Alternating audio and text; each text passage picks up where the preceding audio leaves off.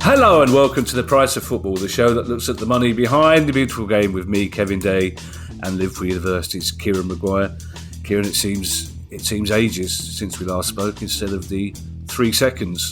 I'm not even sure I left enough of a gap between the end of the last pod and saying hello for the introduction of this pod, Kieran, but I'm sure producer guy can wave his magic. So that waffly introduction will indicate to our regular listeners that this is indeed a Friday interview pod. It's a very good interview, Kieran. It's an interview that a lot of people suspected wouldn't happen, even though we've spoken to this chap before. It's Mark Ives, who's the general manager of the National League, and we had a very interesting and in-depth conversation with him.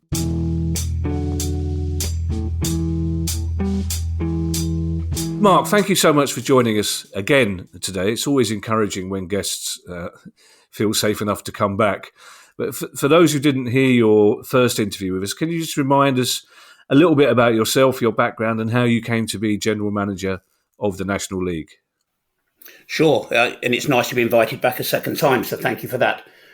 I joined the National League in January 2021 after a period of time, just over 19 years with the Football Association.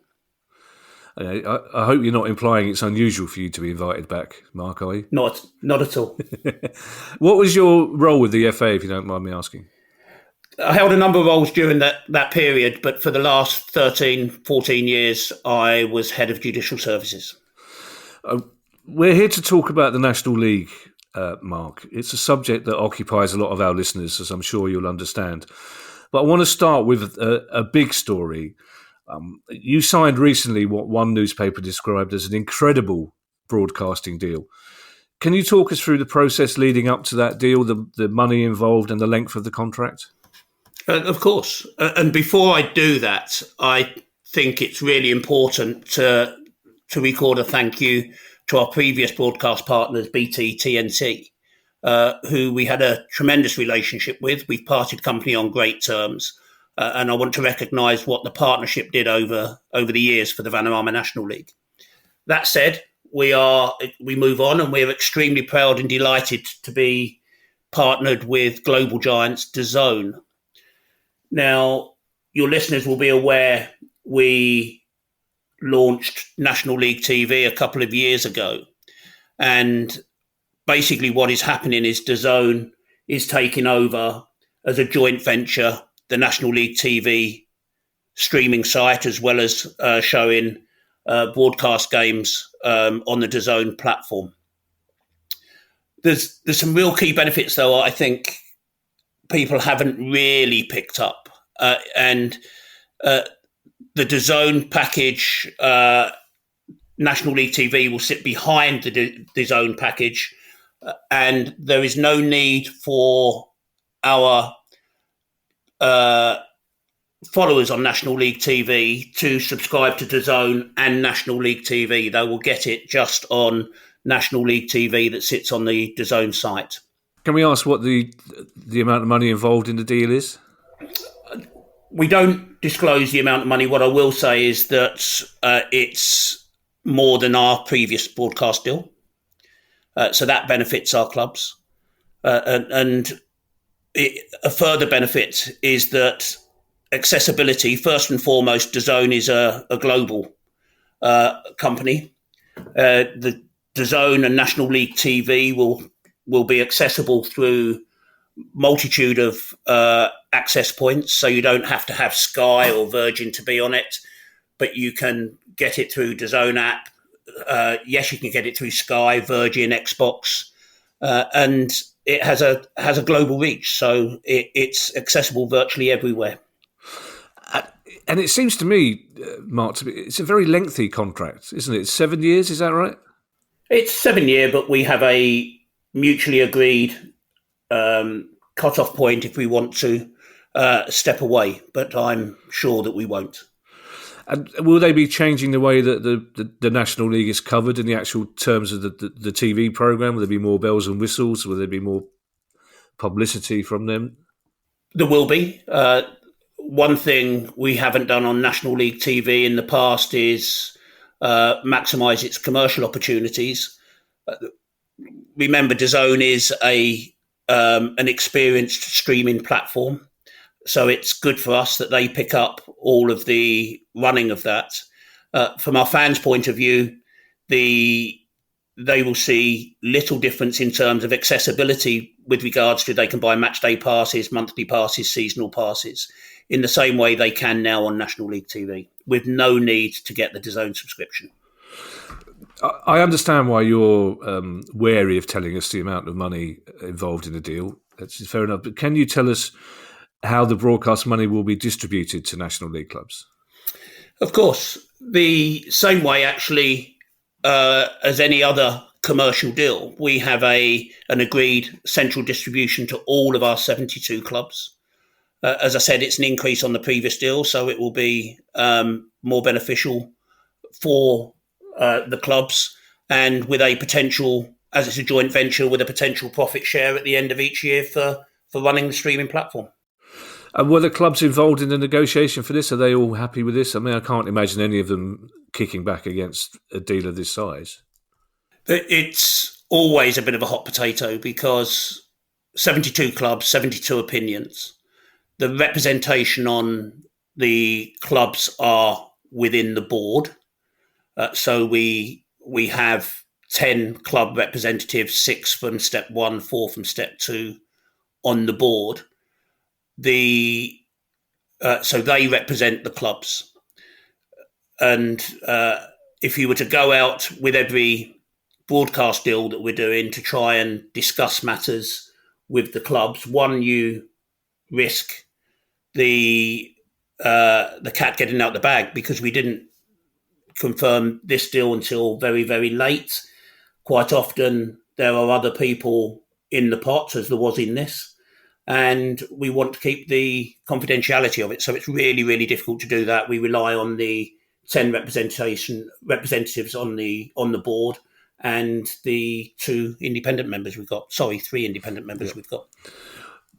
We asked our listeners for questions, Mark, when you confirmed that you were coming on, and we got a lot of them. And to be fair, most of them were askable, I have to say. They fell into 3 broad categories, 2 of which are cup related. So if we could talk you through those categories first of all. Sure. The new National League Cup, it does seem anecdotally that there's not a lot of enthusiasm for that trophy from National League fans. So I'll be interested to hear what the thinking around the trophy was and how you feel it's going so far. Sure. It's interesting, isn't it? Because we tend to hear publicly when people are not enthused.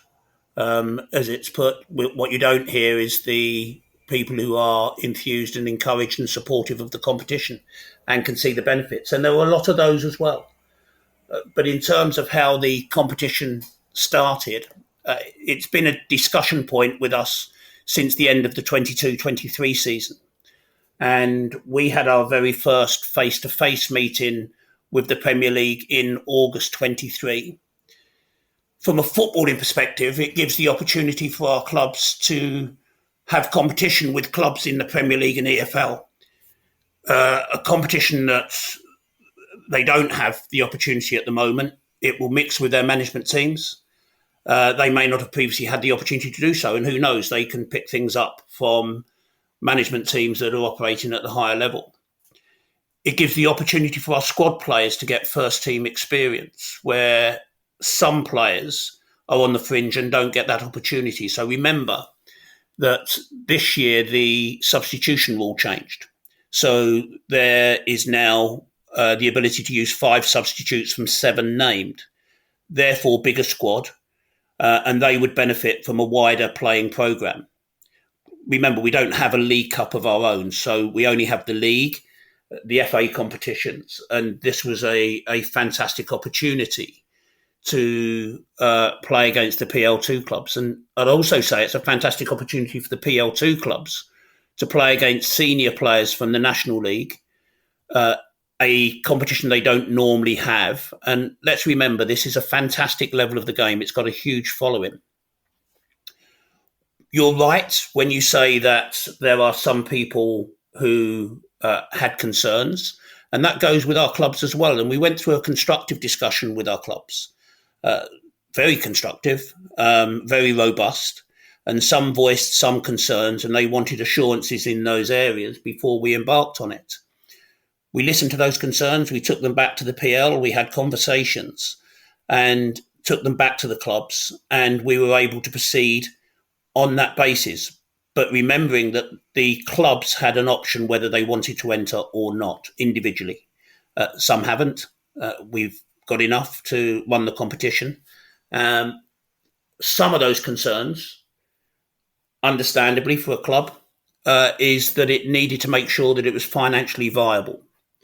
So part of the funding we get from the Premier League, which we're extremely grateful for, was an additional £1 million to support the competition in this area. So if we run the competition, we get an additional £1 million. Some of that money is distributed to both Step 1 and Step 2 clubs, with the balance being the prize pot for those 16 clubs who participate. And that's the clubs voted with it. They wanted to go on, and that's where we are. I'm interested to hear, Mark, that every club had the option to take part, because many of our questions from listeners were about the criteria used to choose clubs. So clearly clubs weren't chosen. Clubs decided whether to opt in or opt out. Is that right? Well, there's a criteria in the rules where should the competition run, how we would select. So the two clubs who were relegated from the EFL, and then the top 14 clubs who wanted to participate, who finished the previous season. Right. And it's very early days, but are you happy with the way the competition's going so far? I am. I think when you think of the basis of why we're doing it, let's remember that it is also part of a development programme to give wider experience to the clubs and players. We're in the first rounds. Second rounds are just starting. I'm going to a game tonight at Aldershot and Brighton and Hove Albion. They've been very competitive. They've not been one-sided. So there's been a happy mix of PL winners, draws, going to penalties, and National League winners. So it's a really good start, and the feedback we've had from the clubs to date has been positive. Obviously, as you say, the Premier League are heavily involved in the tournament. Can I ask about your relationship with the Premier League then, Mark? Because it seems much more cordial than their relationship with the EFL, and they seem more willing to share money with you. I know you spoke about it as a valued partnership, so I'll be interested to hear about the details of your relationship with them. It's a really good relationship. That doesn't mean to say we agree on everything, but it is a fantastic relationship.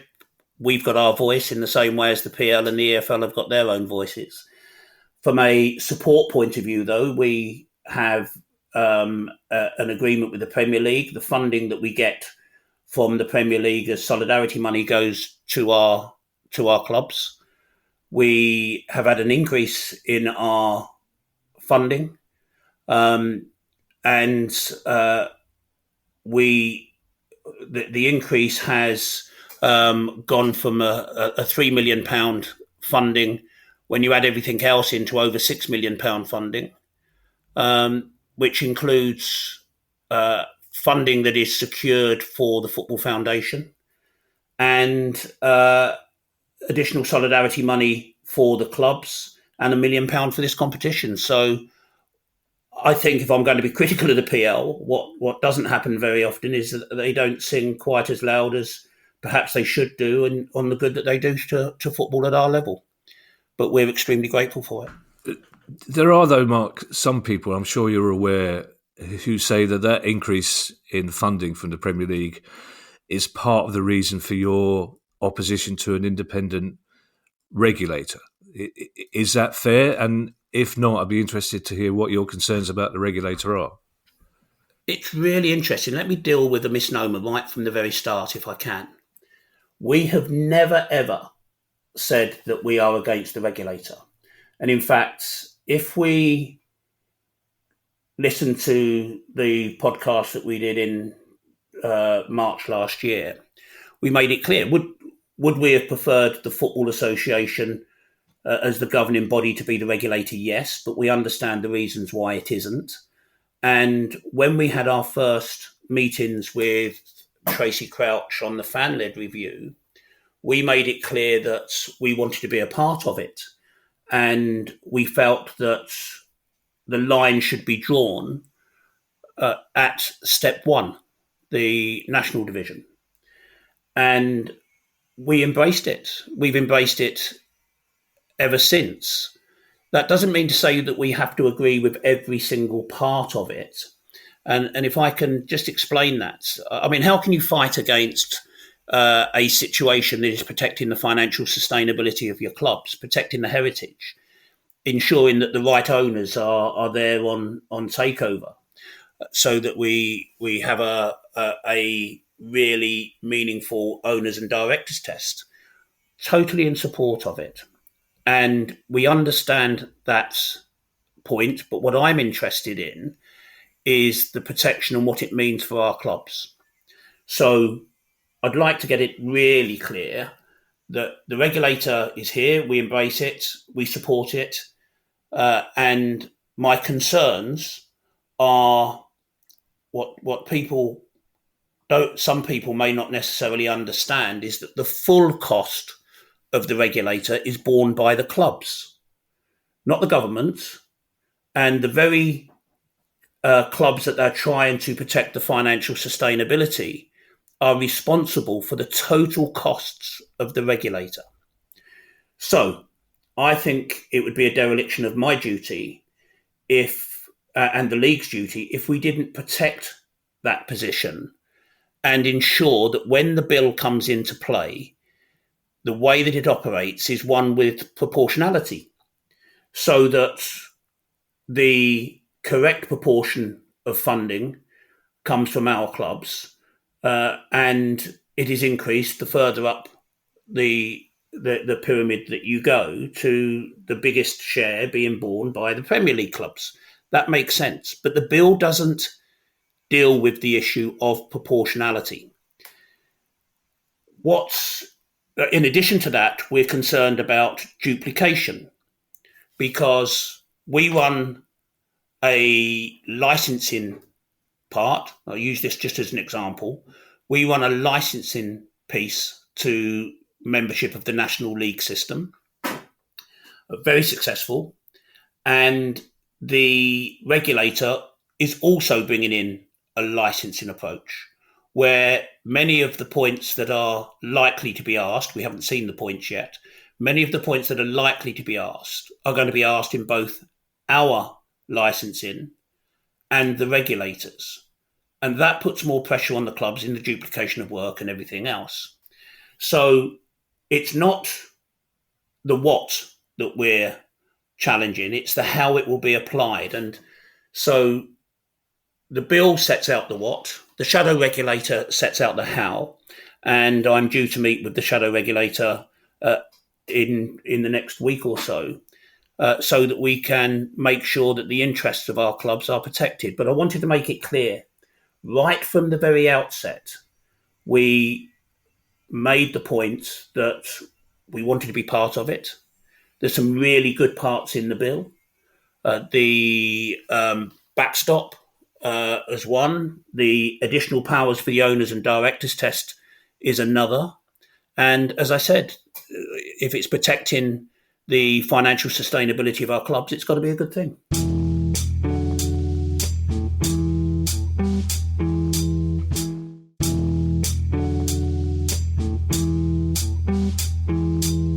So just to make it clear, and I'm pleased to be able to do this for you, Mark, that those people who are seeing the money coming from the Premier League to you and what they perceive to be your opposition to a regulator are putting two and two together and coming up with completely the wrong answer. They're coming up with a very different answer. And people have also said that we share the view of the parts that are not right in the regulator with the PL. We don't. There are things in the regulator that the PL have a view and we have a different view. We've got our own voice, and we use it. We use it constructively, and I've had many meetings. We have many meetings with DCMS and the Sports Minister and the Secretary of State, and we make our points well known. I just want to bring Kieran in here, Mark, before we move on to our next set of questions. It strikes me, Kieran, that for all we've spoken about the regulator, and you and I are both fans of the idea, this idea of the burden on National League clubs being higher than clubs above financially is not something we've particularly elaborated on. What are you able to put a figure on how much it will cost National League clubs to help fund them? It should cost them zero. Right. In my view, because you've only got to look at the Premier League's legal bill this year in relation to its own disputes with its own clubs. If the Premier League can spend £50 million on legal costs, and heaven knows how much it will be by the end of the Manchester City affair, then it clearly does have the resources. The Premier League has been spectacularly successful. I'm just concerned that Mark's coming across as a bloody communist. Those with the broadest shoulders to bear the biggest share. You'll be. I'm certainly not that, Kieran, I can assure you. You'll have the Telegraph and the Mail writing about you now. Red Mark, as he's known. Yeah, no, indeed. I share your view, by the way, if I can, on the point Kieran's made, that I actually think that if there is a legal challenge to the regulator, and that legal challenge succeeds, that it shouldn't be the clubs that pick up the bill anyway. One of the points I've raised with DCMS is that in that position, my view is the government should pick it up. Because if they are running the regulator and it fails, why should the clubs pick it up? And if that doesn't work, then yes, whatever club is having the legal challenge, then the clubs at that level should pick up that bill if that's where they go with it. Sorry, but are you talking about a general legal challenge to the concept of a regulator, or individual clubs challenging particular decisions by the regulator? Individual clubs challenging decisions by the regulator. Right, okay. A second big area of concern for our listeners, Mark, was FA Cup replays.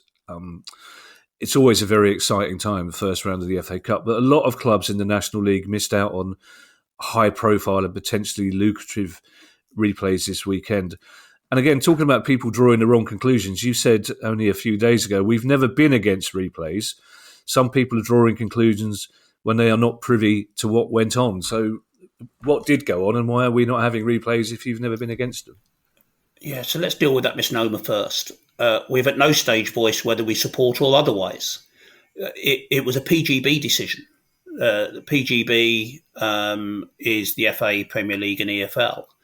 And it wasn't part of our decision. When the decision was announced by the FA, yes, I wrote a private letter to the clubs. Sadly, didn't stay private too long after that announcement, because we felt that the original announcement didn't do the decision justice.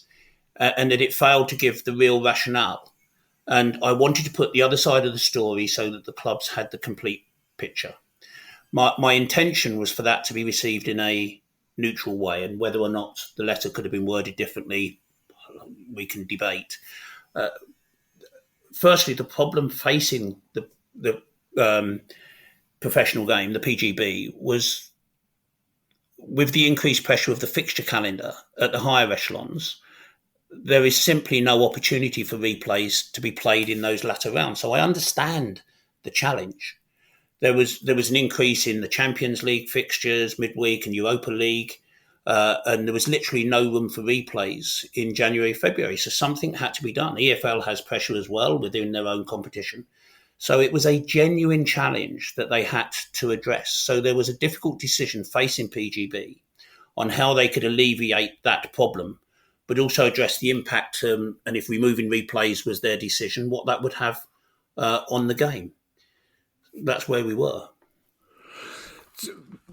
Whether or not it's a sustainable financial model, though, Mark, there are clubs at your level of football who do rely on every 2-3 years a lucrative replay coming along, and potentially a lot of money being lost by your clubs, aren't they?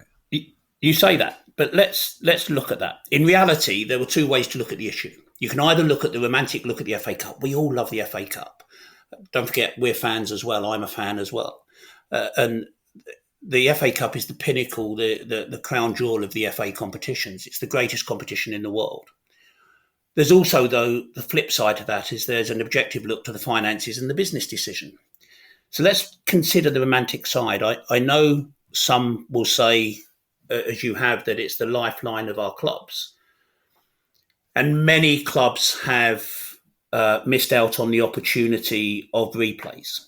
So looking at that, over the last 5 years, the average number of National League system clubs to get a replay in the first round is 3. Second round, 1. Third round, less than 1, 0.6, but so let's call it 1. All right. So the number that we're talking about there is not that high. So the numbers receiving financial benefit from replays is not high when you consider there is a guaranteed 32 National League system clubs in the first round. Guaranteed. So if you're looking at 3 replays from the 32, that's not a great deal. So I'll try to explain the financial aspects objectively if I can, so people are fully aware, and the challenge that faced the PGB. And to help the process and to help the decision making, the FA invested in the funding of the FA Cup Prize Fund to the PGB budget of £2.34 million. That's to go into the PGB budget. And the PGB decided that the prize pot for rounds, that would all go into the prize pot for rounds 1 to 3. That increased the prize pot by 38%. And that recognises 32 clubs from the National League system that would be in round 1, with many failing at that stage. Okay, so we've had some great results this week of people getting through. And they wanted to do for the first time to split the prize fund. So round 1, instead of it all going to the winners, that 75% goes to the winner and 25% goes to the losers in round 1. First time ever. And round 2, 80% and 20%. Meaning that for the first time in round 1 and 2, the losers would get paid for reaching that level. So what does that mean in funds? So the average prize pot for a replay share for a replay gate is about £4,900, just under. Any club that loses in round 1 this season will make £15,000 compared to nothing last year. Any club that loses in round 2 will make £65,000 compared with £41,000 last year by winning round 1. And a club that loses in round 3 makes £145,000 compared to £108,000. So that move benefits 32 clubs from the National League system, all 32 clubs. So anyone getting past the qualifying round is guaranteed a minimum of £15,000 prize fund if they lose in the first round, as opposed to occasionally 3 clubs making it through to a replay, 1 making it through to round 2 and 1 making it round 3.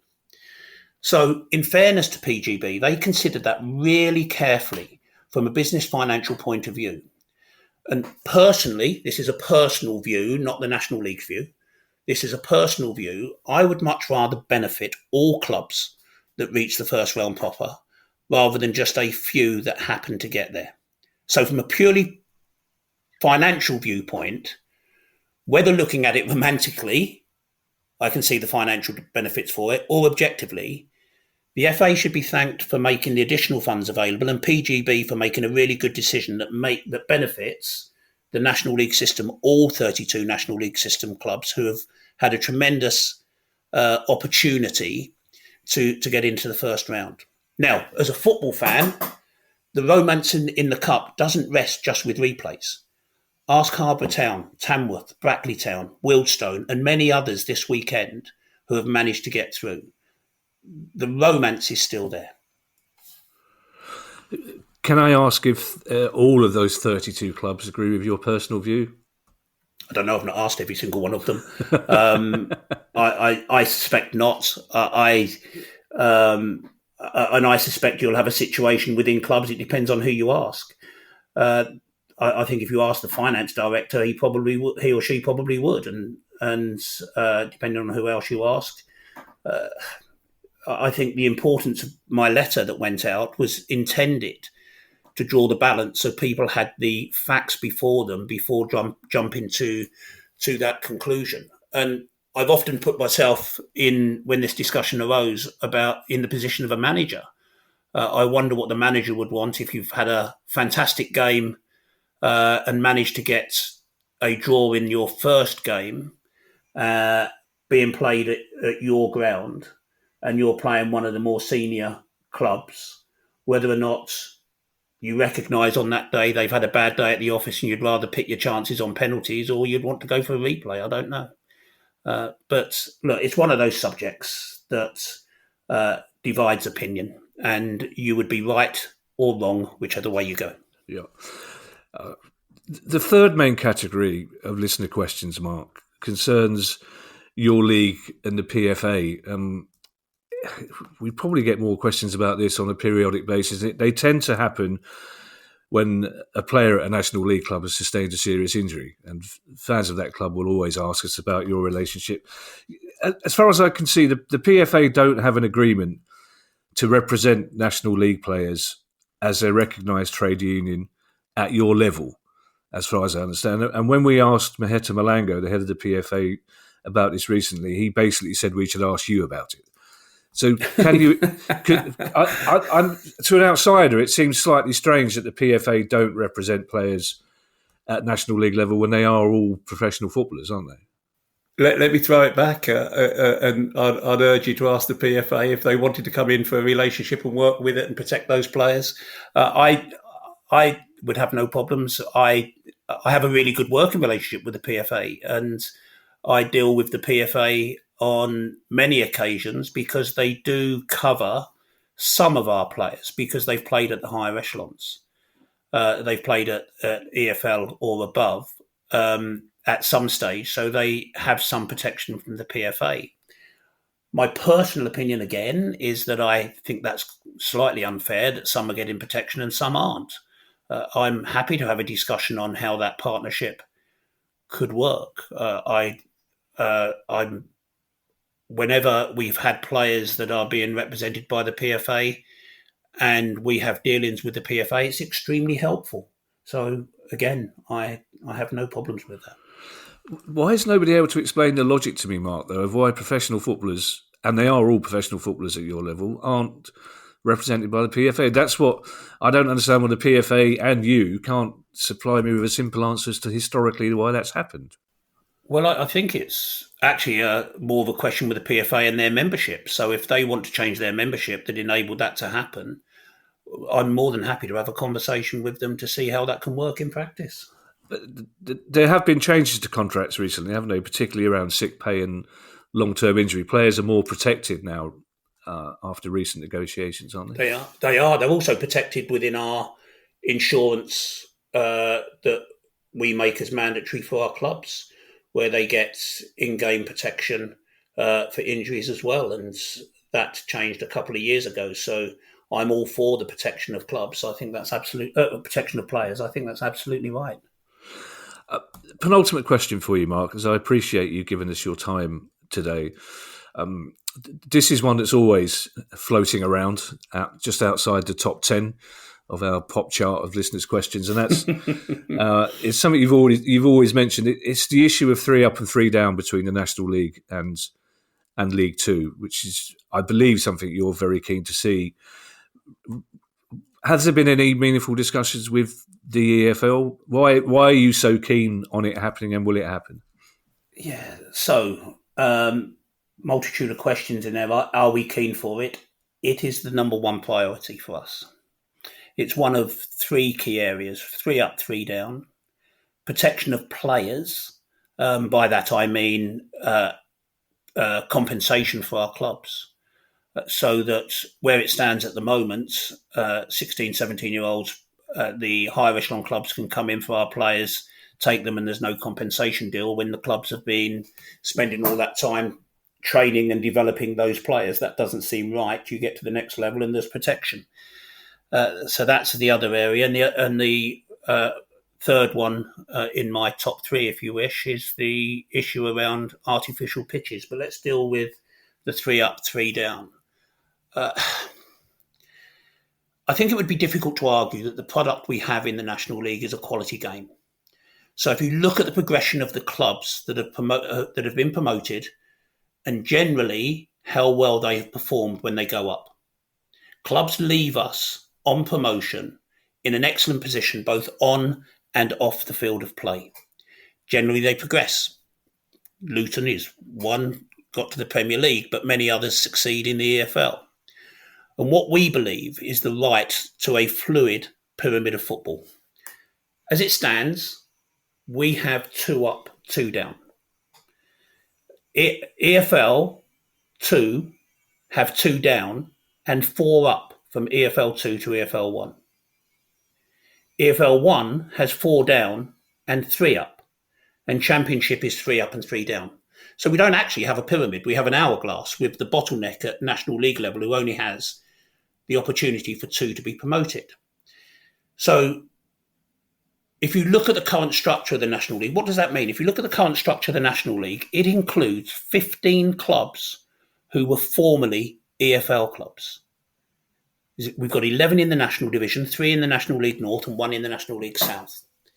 And what that tells me is that it's a really tough league to get out, not only because it's a competitive league, but it has a smaller exit door. So anybody who comes down has got a real struggle to get back up. And is that right?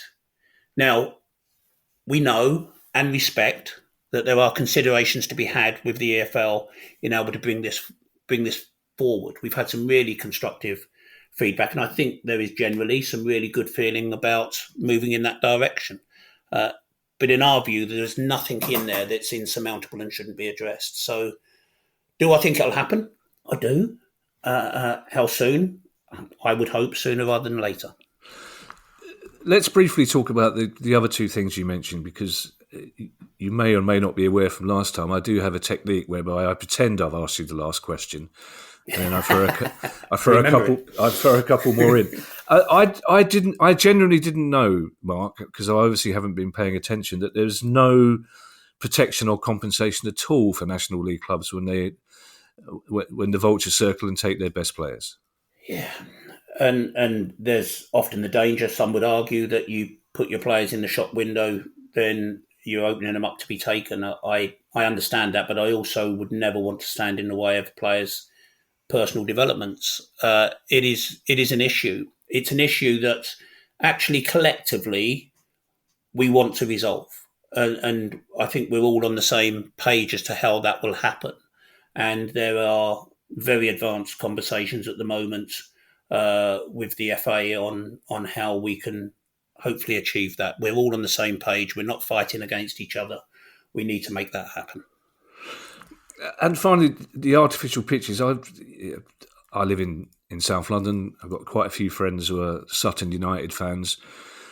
And again, when it comes to the economics of Sutton United being promoted, having to rip up the 3G pitch, then they get relegated and they have to make the decision as to whether they relay a 3G pitch because it's economically viable in the short term or keep the grass. How is that issue going to be resolved? Again, through constructive dialogue, I think that's the right thing to do. You've only got to look at the European competitions that can use artificial surfaces. It seems wrong that we can't.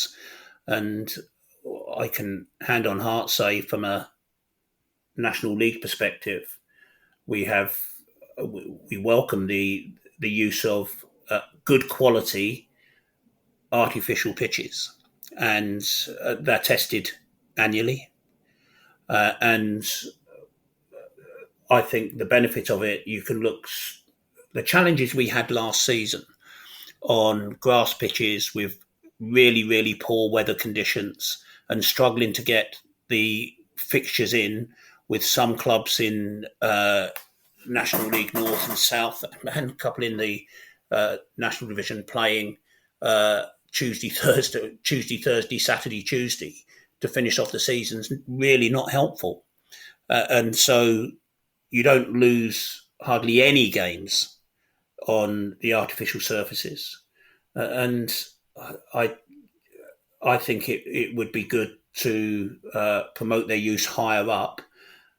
At the very least, it would be better to have an opportunity, instead of having to rip it up on day one as soon as you got promoted from the National League, that you have maybe a 3-year window to see that you're going to succeed and be able to go further up. And this is the bit that I really struggle with, is that perhaps don't want it to be played to be played in higher competitions. I respect and understand people's views, but you only have to visit that site once. Okay, if you're a visiting team, you play them once at that site a season. If they get drawn against them in the FA Cup, they play. What's the difference? As Kieran and I discussed on the last pod, actually, the economic benefits of the 3G pitches to National League, but not only that, the community benefits as well. For every level of the community are out there using those pitches on most nights of the week, which can only be a good thing in terms of mental and physical health and social cohesion. I 100% agree. And let's remember, we're in this for our communities. That's what we do. And the benefit is huge. Go and have a look at sites that have got, you go and look at Sutton. You look further down the system, Harbour Town and the facility that they have.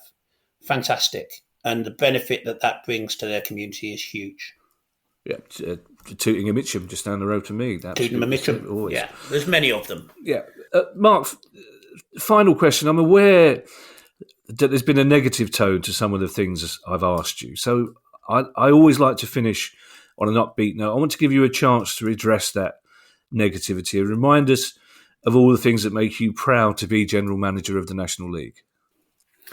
Well, let me say that I've had the very fortunate position. I love this level of the game. Genuinely love this level of the game. I'm a referee, still a referee, but I was also a referee at this level of the game, and I loved the non-league game, the National League system then, and I'm extremely proud to be working in it now.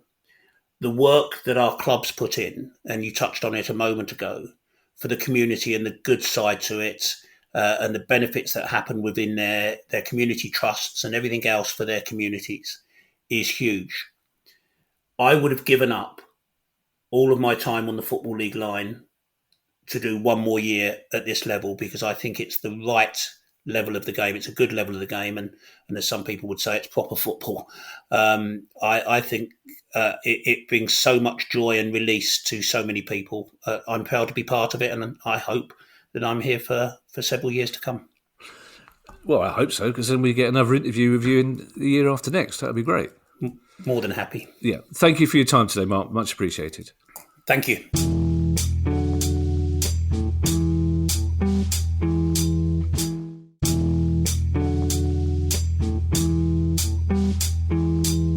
Kieran, Mark was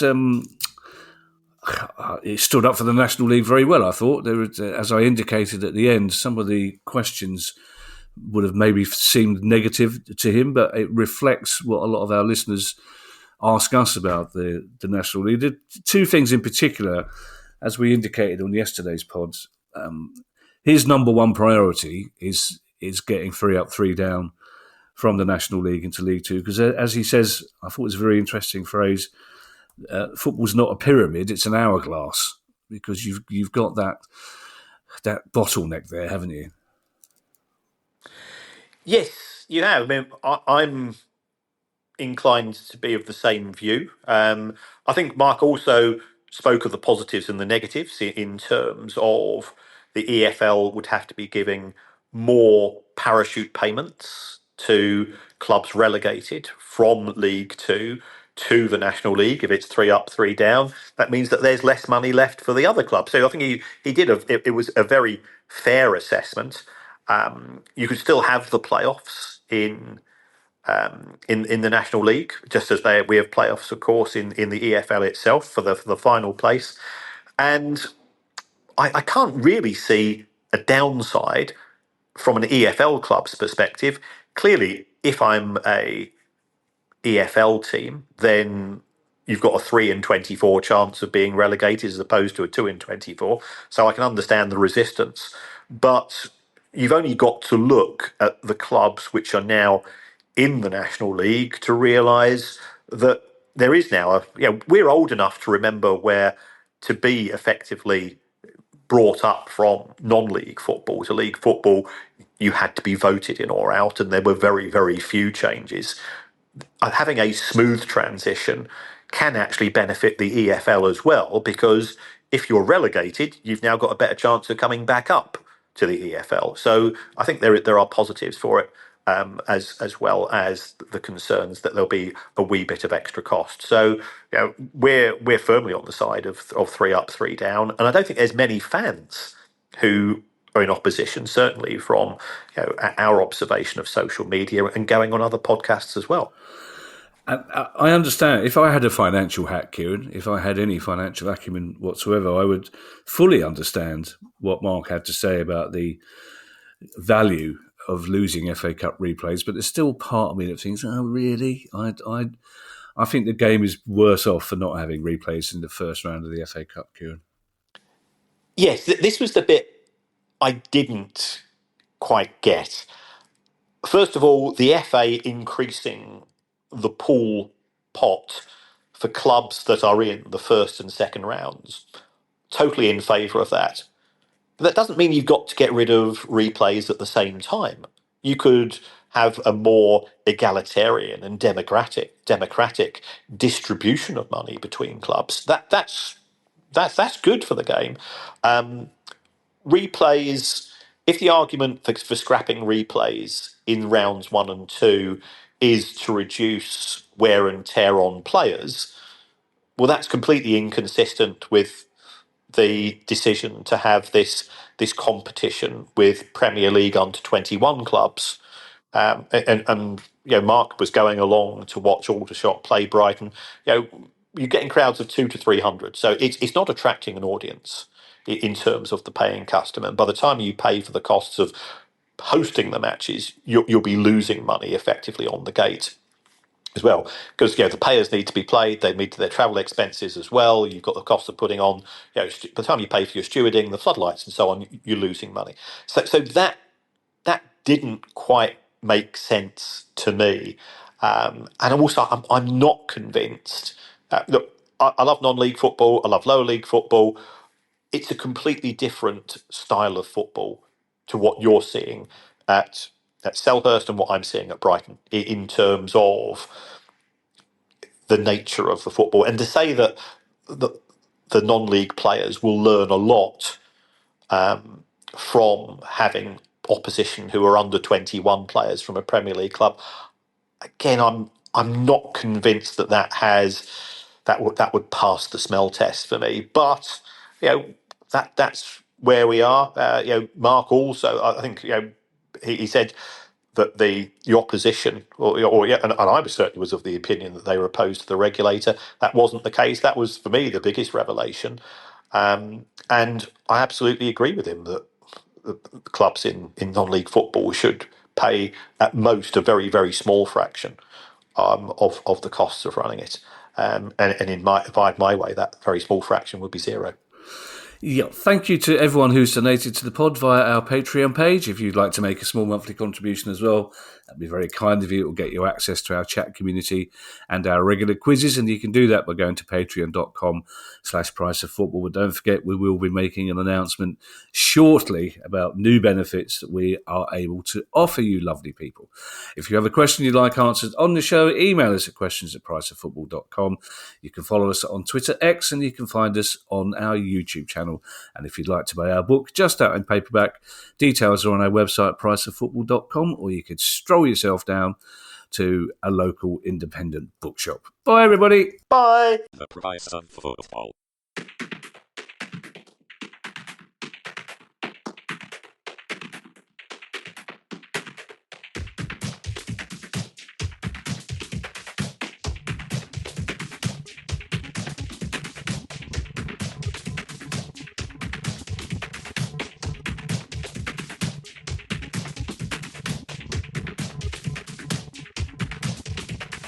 The price of football.